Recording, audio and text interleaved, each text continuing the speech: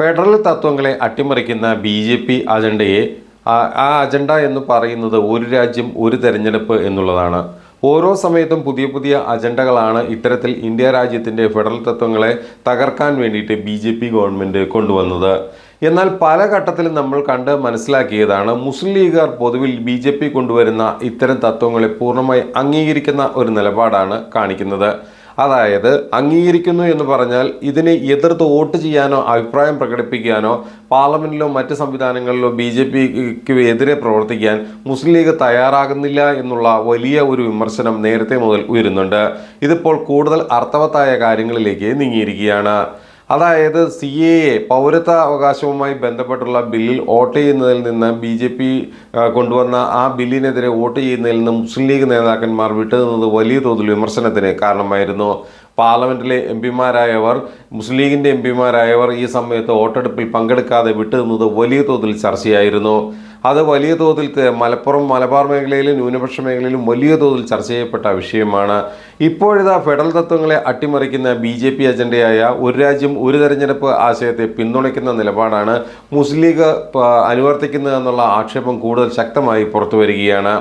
നരേന്ദ്രമോദി അധികാരത്തിൽ വന്നതിന് തൊട്ടു പിന്നാലെ 2015 രൂപീകരിച്ച EM സുദർശന നാച്ചിയപ്പൻ അധ്യക്ഷനായ നിയമകാര്യ സ്ഥിരം സമിതിയിലാണ് ഈ ആശയത്തിന് ലീഗ് പിന്തുണ നൽകിയത്. ഒരേ സമയം ലോക്സഭയിലേക്കും നിയമസഭകളിലേക്കും തിരഞ്ഞെടുപ്പ് നടത്തുന്ന ആശയത്തെ ലീഗ് പിന്തുണച്ചുവെന്ന് സഭാരേഖകളിൽ നിന്ന് വ്യക്തമാകുന്നു. രാജ്യത്തിൻ്റെ സമയവും ഊർജവും വിഭവങ്ങളും ഒറ്റ തെരഞ്ഞെടുപ്പിലൂടെ ലാഭിക്കാനാവുമെന്നും ലീഗ് അഭിപ്രായപ്പെട്ടു. ഒറ്റ തെരഞ്ഞെടുപ്പിൻ്റെ പ്രായോഗികത പഠിക്കാൻ നിശ്ചയിച്ച സമിതി 2015 ഡിസംബർ 17 രാജ്യസഭയിലും ലോക്സഭയിലും റിപ്പോർട്ട് സമർപ്പിച്ചിരുന്നു. ലീഗിനൊപ്പം ADMK, അസം ഗണപരിഷത്ത്, ശിരോമണി അകാലിദൾ, അതുപോലെ തന്നെ AIADMK തുടങ്ങിയ പാർട്ടികളും പിന്തുണച്ചു. അതേസമയം കേന്ദ്ര സർക്കാർ കഴിഞ്ഞ വർഷം രൂപീകരിച്ച രാംനാഥ് കോവിന്ദ് സമിതിക്ക് മുന്നിൽ ഹാജരായി നിലപാട് പറയാൻ ലീഗ് തയ്യാറായതുമില്ല. മാധ്യമങ്ങൾ ആവർത്തിച്ച് ചോദിച്ചിട്ടും ലീഗ് നേതാക്കൾ നിലപാട് വെളിപ്പെടുത്തിയില്ല. നേരത്തെ മുത്തലാഖ് ബില്ലിലെ വോട്ടെടുപ്പിൽ നിന്ന് തന്ത്രപരമായി വിട്ടുനിന്ന് ബി.ജെ.പിയെ ലീഗ് സഹായിച്ചിരുന്നു. RSPയും കോവിന്ദ് സമിതിക്ക് മുന്നിൽ നിലപാട് പറഞ്ഞില്ല. കേരളത്തിലെ UDFന്റെ പ്രധാന സഖ്യകക്ഷിയായ മുസ്ലിം ലീഗ് ഒറ്റ തെരഞ്ഞെടുപ്പ് ആശയത്തിൽ ബി.ജെ.പിക്ക് ഒപ്പമാണ് എന്നതിൽ കോൺഗ്രസ് നേതൃത്വവും വിശദീകരിക്കാൻ പാടുപെടും.